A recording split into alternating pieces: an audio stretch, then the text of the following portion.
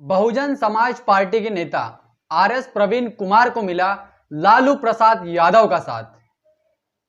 दोनों ने की आरएसएस को बैन करने की मांग। जी हां साथियों, मैं हूं हितेश और आप देख रहे हैं the think. Popular front of India PFI इस ऑर्गेनाइजेशन को भारत सरकार ने बैन कर दिया। अब क्यों बैन कर दिया आइए जानते हैं।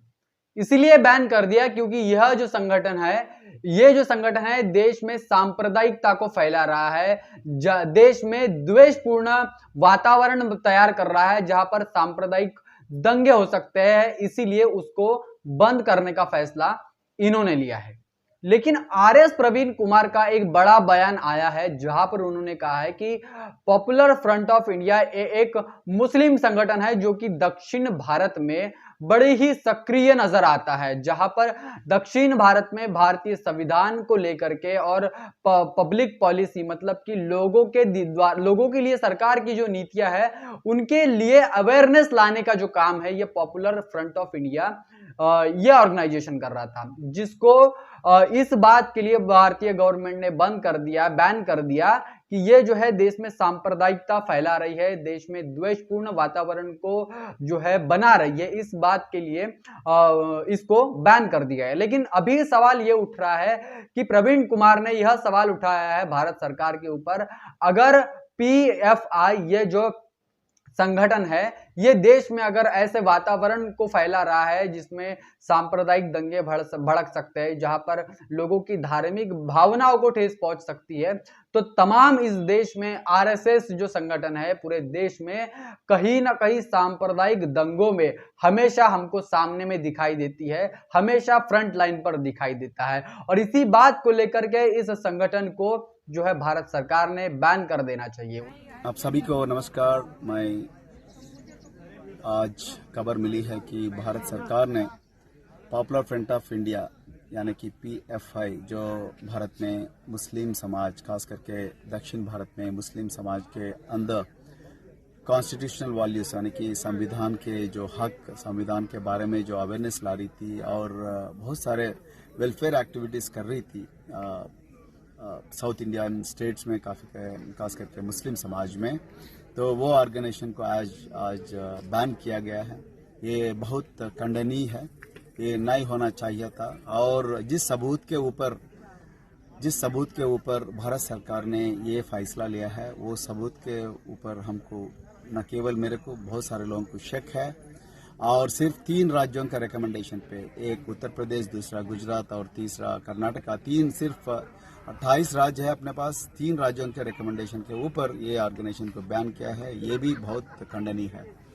तो मैं ये सवाल भारत सरकार को पूछता हूँ, जो समझौता एक्सप्रेस में ब्लास्ट हुई और मालेगांव के ब्लास्ट हुई, मक्का मस्जिद के ब्लास्ट हुई, अजमेर के दरगाह में ब्लास्ट हुई और कई शहरों में दंगा फसाद हुई, जिस ऑर्गेनाइजेशन जो आरएसएस है उसका एफिलिएट्स है उसके बारे में क्यों बयान नहीं हो रही है? उसके खिलाफ भी सबूत बहुत ज़्यादा है और कई तफ्तीशों में उसका एस्टेब्लिश हो गया कि ये अफिलिएटेड ऑर्गेनाइजेशन, आरएसएस का अफिलिएटेड ऑर्गेनाइजेशंस इसमें पार्टिसिपेट किया है। इसीलिए मैं भारत सरकार को ये भी डिमांड करता हूँ कि अगर आप पॉपुलर फ्रंट ऑफ इंडिया को जब बैन करते, आरएसएस को भी बैन करना चाहिए। यही हमारा डिमांड है। तो आप सभी को धन्यवाद। उन्होंने साथ में ये सवाल पूछा है कि पॉपुलर फ्रंट ऑफ इंडिया को आपने किस आधार पर जो है बैन कर रखा है, जहां पर 3 राज्यों की मान्यता पर अगर आप उसे बैन करते हैं तो पूरे भारत देश में 28 राज्य है और संघ शासित जो प्रदेश है, केंद्र शासित जो प्रदेश है, इनकी मान्यता भी होना जरूरी है और इसी के आधार पर आपको जो है ऐसे संगठनों को आप बैन कर सकते हैं। लेकिन 3 स्टेट मतलब कि गुजरात है, उत्तर प्रदेश है और कर्नाटक, इन राज्यों की मांग को लेकर के आपने पॉपुलर फ्रंट ऑफ इंडिया इस संगठन को बैन किया है, तो ये कहां तक के सही है। और इसी के साथ में आरएसएस जो है पूरे देश में सांप्रदायिकता बढ़ा रही है, दंगे फैला रही है, हिंदू मुस्लिम के जो झगड़े हैं उसको दिन ब दिन उसको आग लगा रही है, सुलगाने का काम जो है आरएसएस कर रहा है। और इसीलिए आरएस प्रवीण कुमार ने आरएसएस को बैन करने की मांग की है।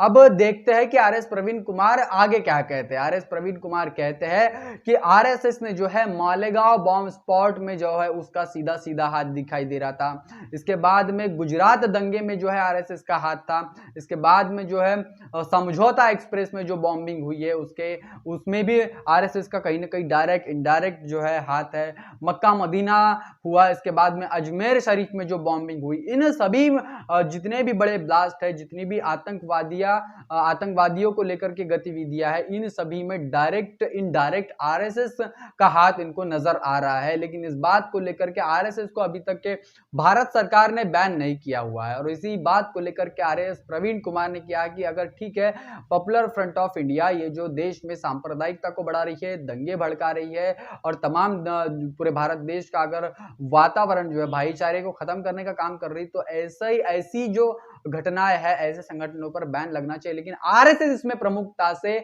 ऐसे घटनाओं को अंजाम देने में काम करती है। देश में हिंदू मुस्लिम और तमाम जो है आदमी को आदमी से अलग करने की जो बात है, मतलब इंसान में भेद करने की जो है, मतलब इंसान से ज्यादा पशु को महत्व दे रही है, जहां पर कि गाय के लिए इंसानों को मारा जा रहा है, काटा जा रहा है। और ऐसे जो तमाम संगठन है, चाहे वो आरएसएस हो, चाहे वो विश्व हिंदू परिषद हो, चाहे वो बजरंग दल हो, ऐसे तमाम संगठनों को जो है देश में सरकार ने बैन करना चाहिए। अभी इस बात को लेकर के आरएस प्रवीण कुमार के बयान को लेकर के लालू प्रसाद यादव का भी बहुत बड़ा बयान आ रहा है। हुआ दिखा रहे हैं लोगों के ऊपर, तो सबसे पहले आरएसएस पर बैन करिए आरएसएस को। ये उससे भी बदतर संगठन है जो हिंदुत्व का ट्विटर अकाउंट से एक बात कही है कि पीएफआई की तरह जितने भी नफरत और द्वेष फैलाने वाले संगठन है, सभी पर प्रतिबंध लगना चाहिए, जिसमें आरएसएस भी शामिल है। सबसे पहले आरएसएस को बैन करिए। ये उससे भी बदतर संगठन है। आरएसएस को पहले भी 2 बार बैन लग चुका है, सनद रहे। सबसे पहले आरएसएस पर प्रतिबंध लोह पुरुष सरदार पटेल ने लगाया था। तो लालू प्रसाद यादव ने ट्वीट करते हुए यह बताया कि आरएसएस जो है यह देश में दंगे भड़काने का काम करती है, देश में ऐसे वातावरण तैयार करती है जिसमें कि हिंदू मुस्लिम की जो है बात हो रही है और हिंदू मुस्लिम को लेकर के पूरे देश में दंगे हो रहे हैं। और इसी को लेकर के आरएसएस को बैन करने की मांग लालू प्रसाद ने भी की है। उसके साथ में उन्होंने कहा है कि आरएसएस को सबसे पहले देश में बैन करने की मांग जो है लोह पुरुष सरदार वल्लभ पटेल ने भी की थी, और उसके बाद में भी 2 बार आरएसएस को बैन करने का काम जो है भारत सरकार ने किया था। लेकिन अभी वर्तमान में भाजपा शासित प्रदेशों में भाजपा की सरकार है, केंद्र में भी भाजपा की सरकार देखने को मिल रही है। ऐसे में जो है भाजपा सरकार आरएसएस को कहीं ना कहीं सपोर्ट कर रही है, उसको समर्थन दे रही है और इसको बैन नहीं कर रही है। और इसके बावजूद जितने भी देश में संविधान को लेकर के काम करने वाले भी जितने भी संगठन है, संविधान के प्रति जन जागृति फैलाने वाले संगठन है, और जितने भी धर्मनिरपेक्षता की बात करते हैं और कॉन्स्टिट्यूशन की बात करते हैं, इन सभी संगठनों को धीरे धीरे बैन करने की कोशिश जो है भाजपा सरकार कर रही है। और इसी बात को लेकर के लालू प्रसाद यादव और आरएस प्रवीण कुमार ने सरकार को आगाह किया है कि सिर्फ पॉपुलर फ्रंट ऑफ इंडिया ही नहीं, तो आरएसएस जैसी जो खतरनाक संगठन है, जो देश में ऐसी दंगे फैलाती है, जो देश में सांप्रदायिक मामलों को बढ़ाती है, ऐसे मामलों के ऊपर संज्ञान लेने के बाद में आरएसएस को बैन करना चाहिए। ऐसी डिमांड जो है आरएस बहुजन समाज पार्टी के तेलंगाना प्रदेश के अध्यक्ष आरएस प्रवीण कुमार और लालू प्रसाद यादव जो है इन्होंने की है। तो साथियों, आप इस बात को लेकर के क्या सोचते हैं, आप इस बात को लेकर के क्या राय देते हैं, कमेंट करके अपनी राय जरूर दे। बने रहे द थिंक पर, तब तक के लिए जय भीम, जय भारत। बहुजन विचारधारा को घर घर तक पहुंचाने के लिए हमारे YouTube चैनल को सब्सक्राइब करें, लाइक करें, कमेंट करें, शेयर करें और बेल आइकन की घंटी दबाना ना भूलें।